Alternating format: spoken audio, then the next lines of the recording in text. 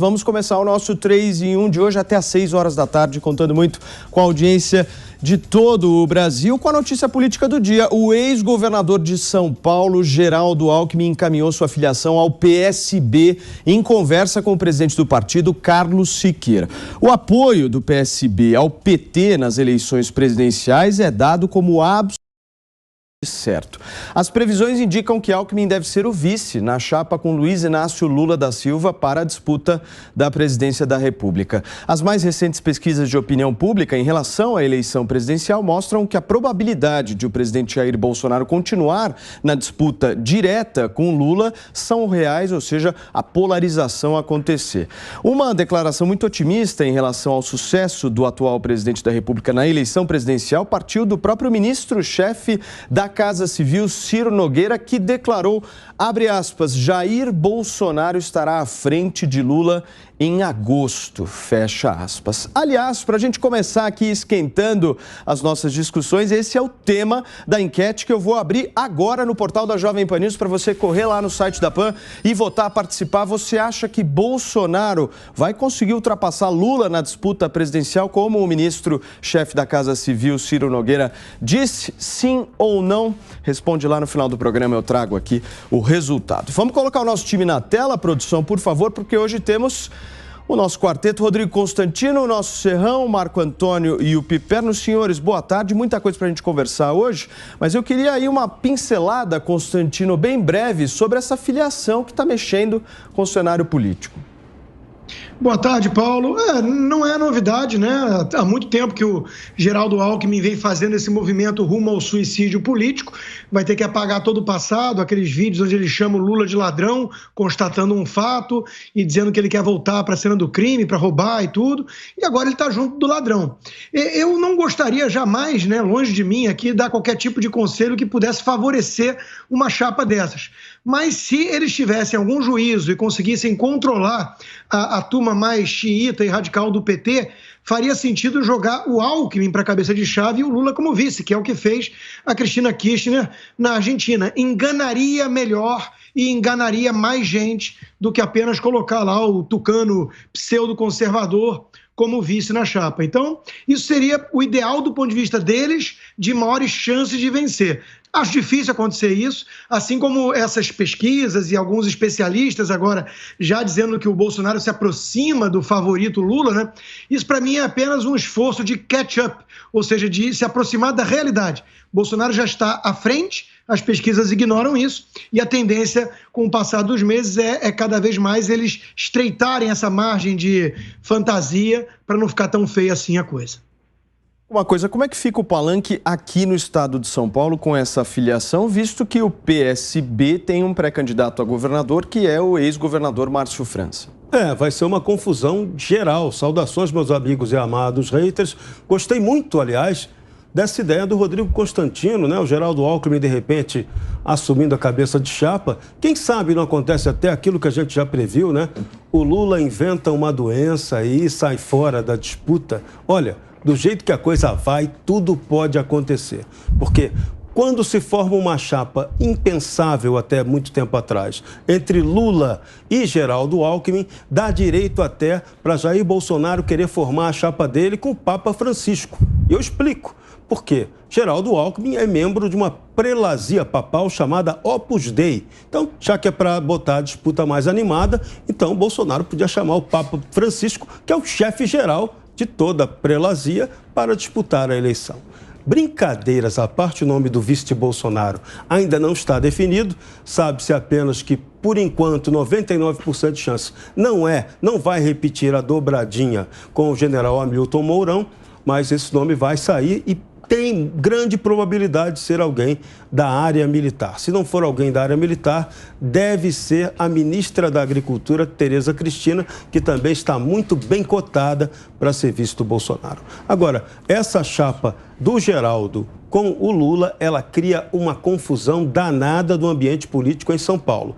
Primeiro, porque tem essa questão do Márcio França, que gostaria de contar com apoio aberto do Geraldo Alckmin para ser candidato a governador. Pode ser que isso não aconteça mais em função dessa aliança com o PT. Mas a aliança com o PT pode causar uma outra confusão se ela vier a ser uma federação partidária, como está sendo articulado, mas que ainda encontra alguma reação dentro do próprio PT. Tudo muito complicado, mas no fim das contas, o que vai valer é a vontade de Luiz Inácio Lula da Silva, o chefão de tudo do PT. É ele quem manda. Ele até que chefiou todos os esquemas passados de grande corrupção que acabou sendo perdoado pelo Supremo Tribunal Federal. Piperno, fazendo uma análise aqui justamente dessa junção que a gente está discutindo aqui, tanto de Alckmin quanto de Lula, há uma junção partidária de PT e PSB. Como a gente trouxe para cá na nossa discussão, nós temos a candidatura do Fernando Haddad a governador de São Paulo e a candidatura do ex-governador Márcio França. Na sua avaliação, quem desiste? Eles ficaram de resolver isso um pouco mais à frente a partir de pesquisas, né?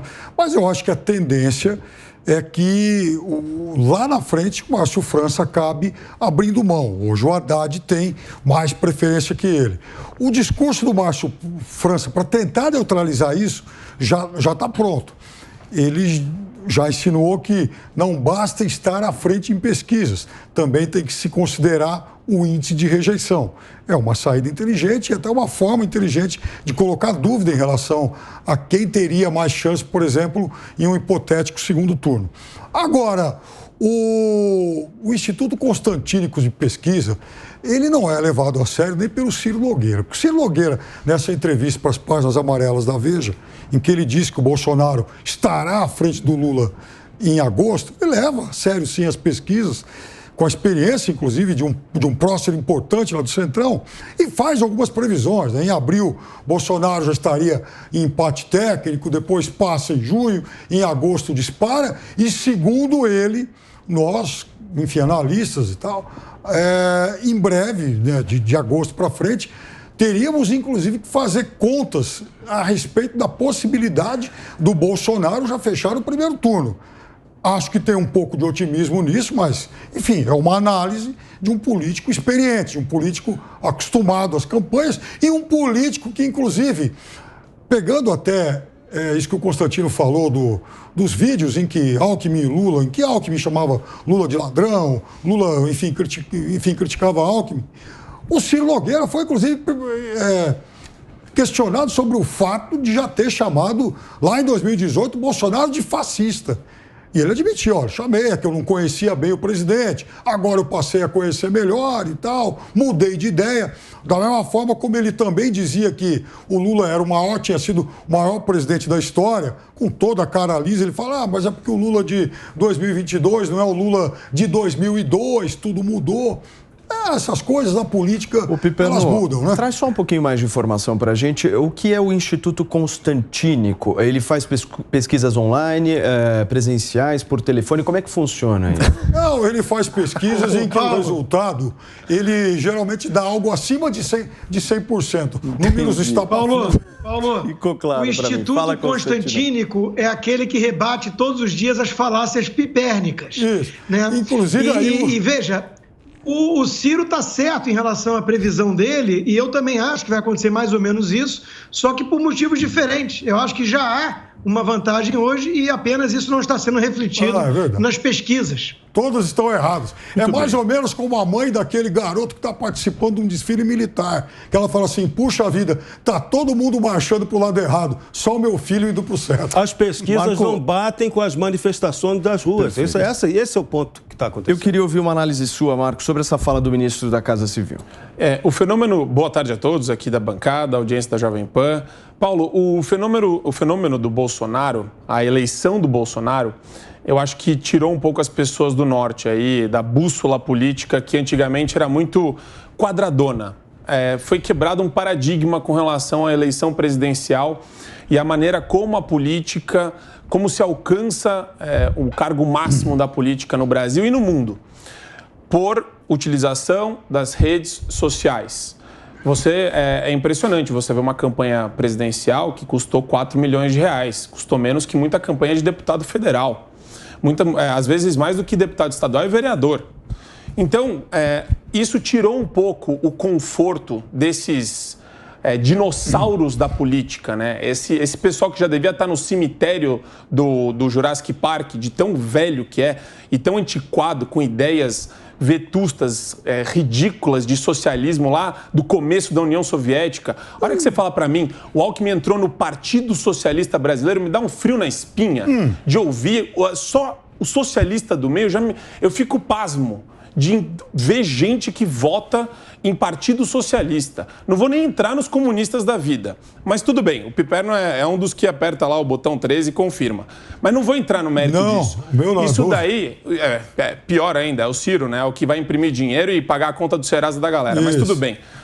O ponto aqui, Paulo, ele gerou um desconforto tão grande por meio dessa quebra de paradigma que agora o PT está se aliando com o Alckmin, que estava sepultado já politicamente. Ele era um pária, ele não tinha para onde ir. Ele teve, talvez, salvo engano, menos voto que o Cabo Daciolo. Estou certo ou errado? Foi patético. Teve um pouco mais, então, parabéns. Teve 100 mil a mais. Foi menos a mais.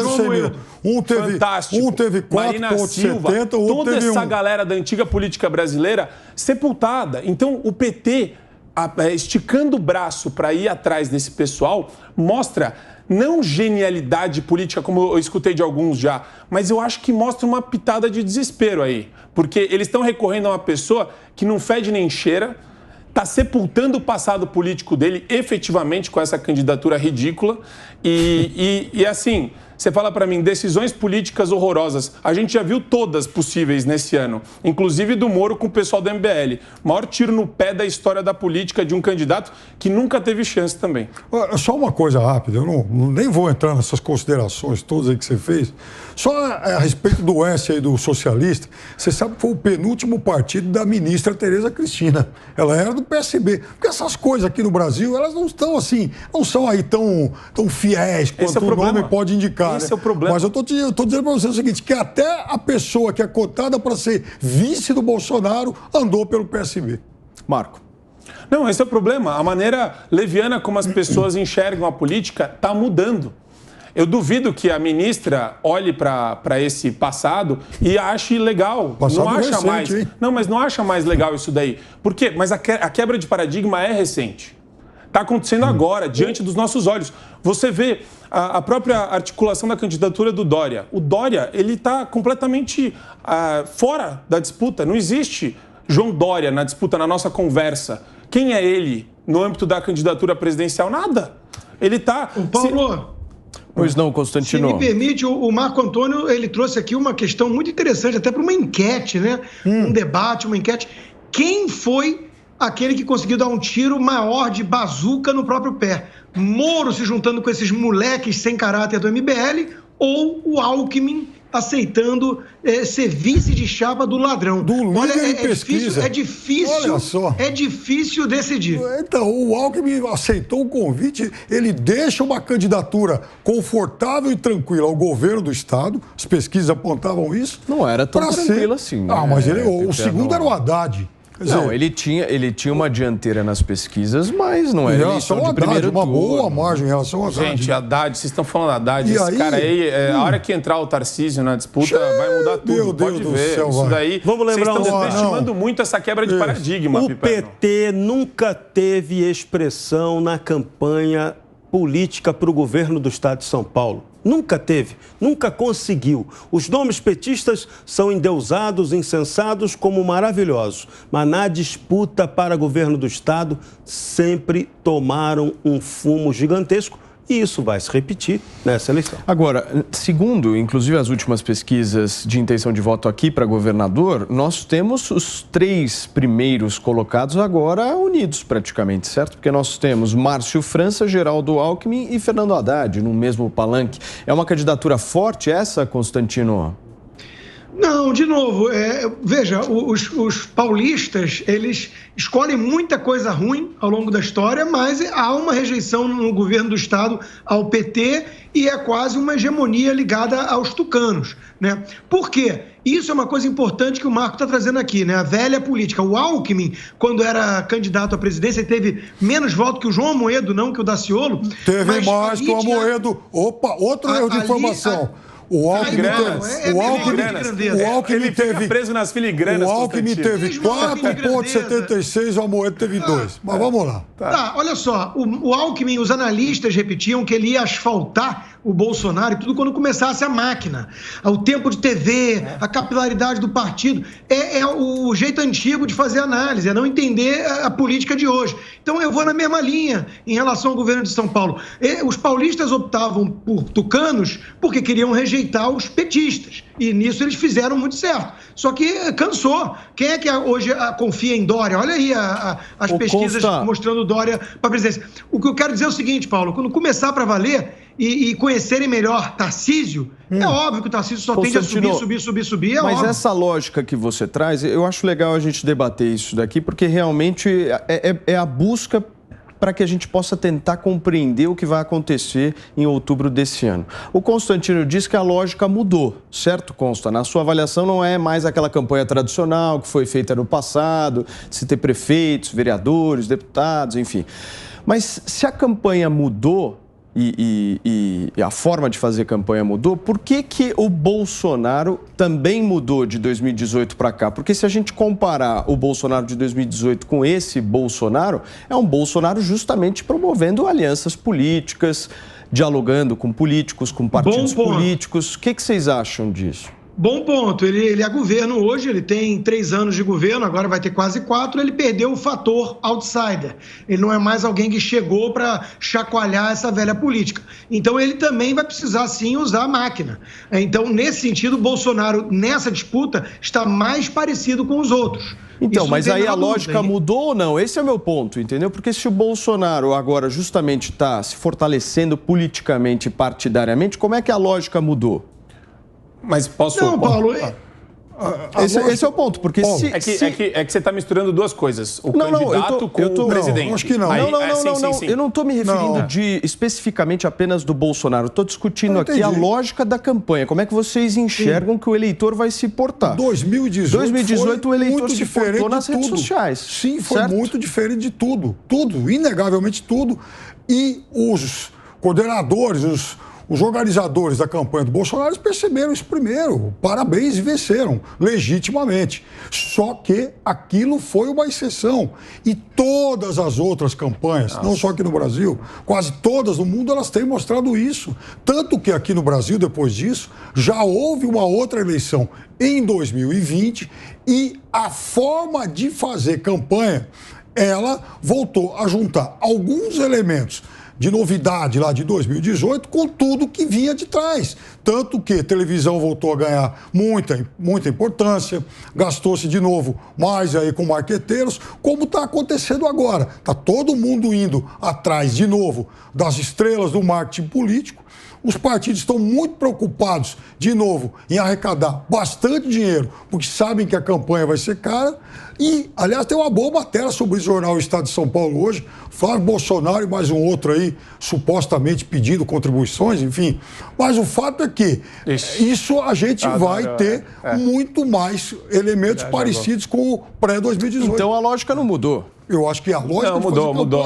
Infelizmente, a análise do Pé não está errada, porque eu acho o seguinte, Paulo, cada campanha, cada momento eleitoral tem as suas peculiaridades, óbvio, né? Tanto internamente com relação à situação do país, quanto internacionalmente. O que o Piperno está fazendo é exatamente o que o PT... Ele está explicando a mobilização do PT. A mobilização do PT é colocar Titio Alckmin lá, o padre, o picolé e o Chu, que não inspira respeito por mais ninguém, não faz absolutamente...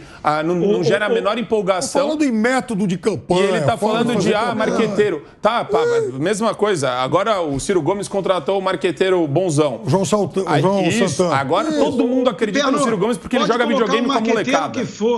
Pode colocar o marqueteiro que for, botar a grana que for e ter o tempo de TV que for. Se não tiver uma narrativa, não seduz mais. O mundo mudou sim. Então, nesse aspecto, o Bolsonaro perdeu parte da sua narrativa como outsider. Ele está jogando um jogo mais tradicional. Só que do outro lado, não há narrativa. O que o PT vai voltar para roubar? Não há narrativa. Você está fazendo duas... Então, pode ter a máquina que for. Você está misturando pode banana... ter o dinheiro que for, não tem. Você está misturando banana com melancia. O que você está certo é que não Então, agora a gente retoma a forma convencional de fazer campanha política. O discurso, as versões e tal, isso é uma outra coisa.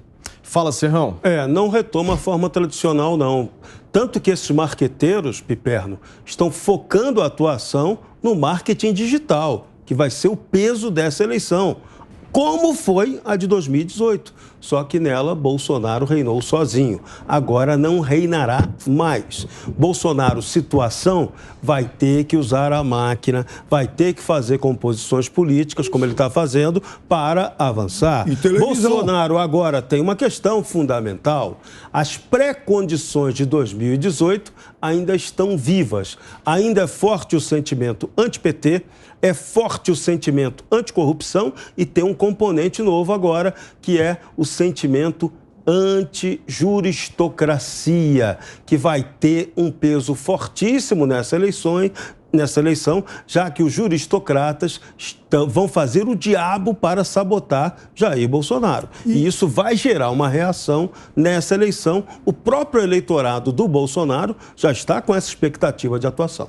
Você só esqueceu um anti aí nesse monte. Qual, Piperno? O anti-Bolsonaro, que também é um componente muito forte. Não é muito forte. O Instituto de Pesquisa Constantinico mostrou o Sérgio Malandro lá com 700 pessoas lotado no auditório. O Data Malandro, é isso aí, Como é que é na rua? Ô, Piperno, você tem que entender o seguinte, o jogo do PT é um jogo todo de bastidores. Certo. Ele conta com companheiros supremos, ele conta com companheiros disfarçados de jornalistas, ele conta com militantes disfarçados de instituto de pesquisa. Tudo que o Bolsonaro tem de monte. Muito dinheiro roubado para usar na compra de voto na campanha. Só falta combinar com os russos, Piperno. Só isso, só com os russos. Os russos não se combinam mais nada, Constantino. Só o Bolsonaro que combinou. E, aliás, voltou sem. O PT que deu apoio. Aliás, o Bolsonaro que combinou fertilizante e voltou de boa vazia. Eu fico tão perdido com o Piperno. O PT continua um partido soviético. A União Soviética não morreu no coração e mente dos petistas. Essa é a tragédia do Brasil. Paulo, sinceramente, de novo, resgatando o cenário político brasileiro e as candidaturas. O que padece, aí a maior parte dos analistas padecem, é confundir torcida com análise.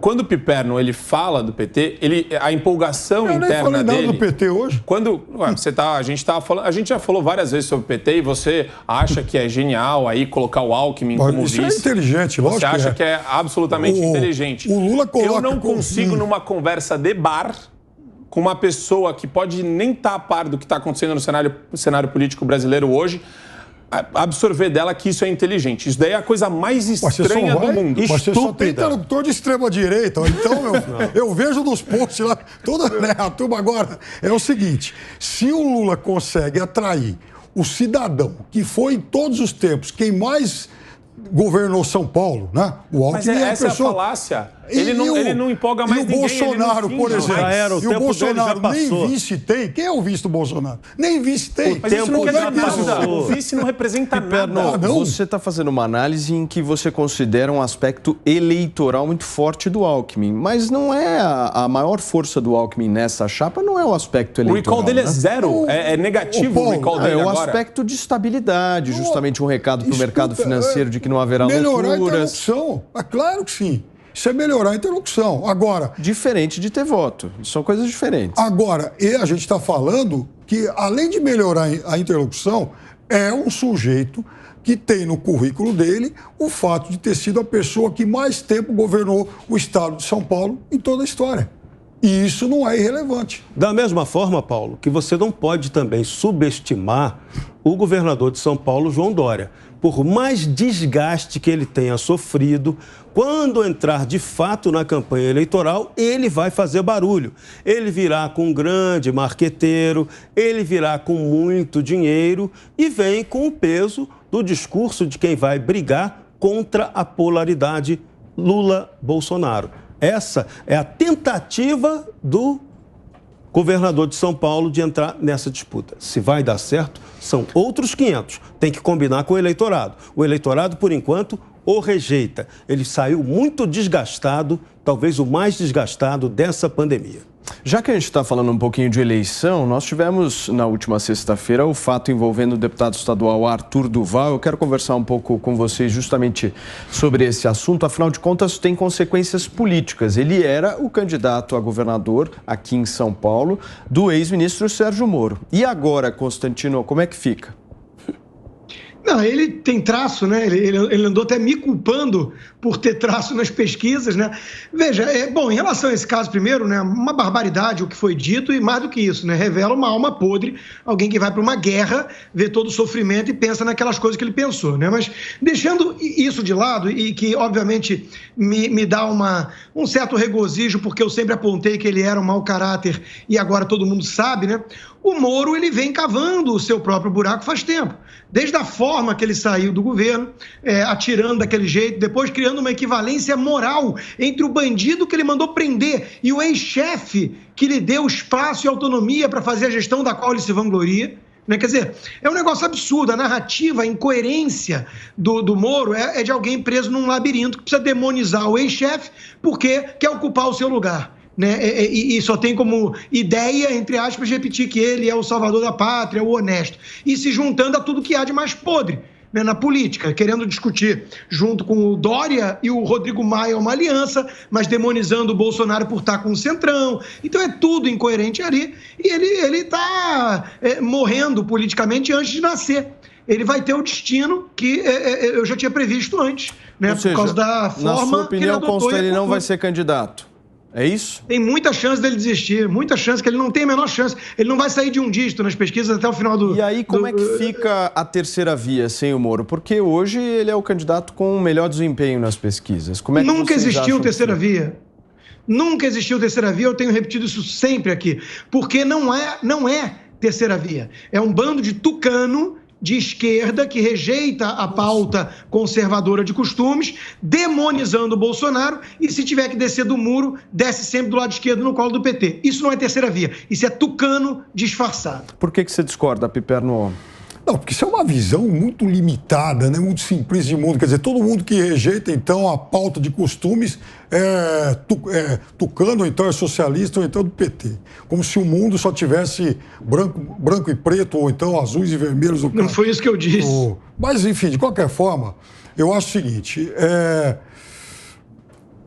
Eu acho que a política não perde nada com a debacle dessa candidatura do Mamãe Falei. É um lixo humano, né?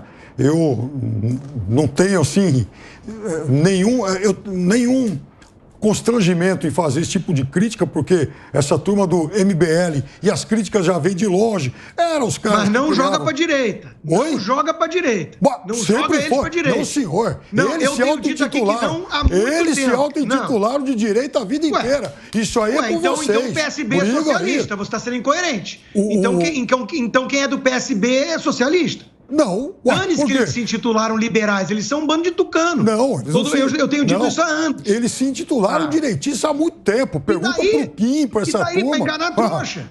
Aliás, vocês que se resolvam com isso aí. Quem é mais direita ou não. Mas eles também eram. Há muito tempo. E, aliás, andaram juntinhos em 2018. E andaram juntinhos em 2018, de bracinhos dados. Porque são oportunistas. Mas não vamos esquecer. Agora, ele é um lixo humano e a única coisa que eu concordo com Constantino é sobre a irrelevância da candidatura a Moro. Eu também acho que ele não vai mais até o fim, porque o ego dele é muito grande para virar um candidato nanico e persistir. Pedro, mas sim, o Moro como fica? Como é que fica a reunião desses candidatos da terceira via? O Moro, ele vai ser, para mim, o próximo a renunciar.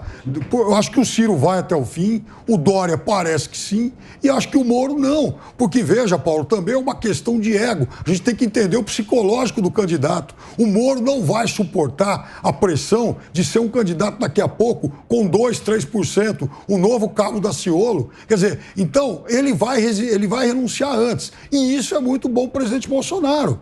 Quem deixa de votar no Moro, provavelmente retorna ao campo aí do presidente Bolsonaro.